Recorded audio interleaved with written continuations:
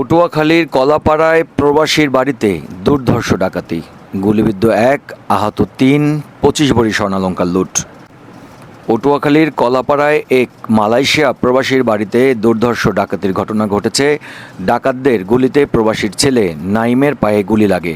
এ ঘটনায় আহত হয়েছেন আরও 3 জন। শুক্রবার ভোর রাত 2:30 থেকে 3টার দিকে টিয়াখালী ইউনিয়নের পশ্চিম বাদুরতলী গ্রামে এই ঘটনা ঘটে। ভুক্তভোগীদের অভিযোগ, 5 থেকে 6 জনের ডাকাত দল দক্ষিণ পাশের জানালার গ্রিল কেটে ঘরে প্রবেশ করে।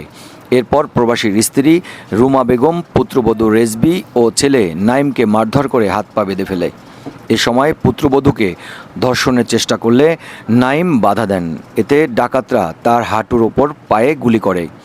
পরে 2 বছরের শিশু তাসফিরের মাথায় পিস্তল ঠেকিয়ে পরিবারের কাছ থেকে প্রায় 25 ভরি স্বর্ণালংকার, 2 লাখ নগদ টাকা ও একটি আইফোন লুট করে নিয়ে যায়।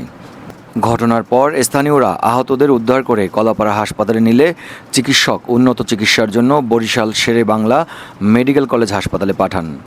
কলাপাড়া থানার ওসি নজরুল ইসলাম জানান, পুলিশ ঘটনাস্থল পরিদর্শন করেছে।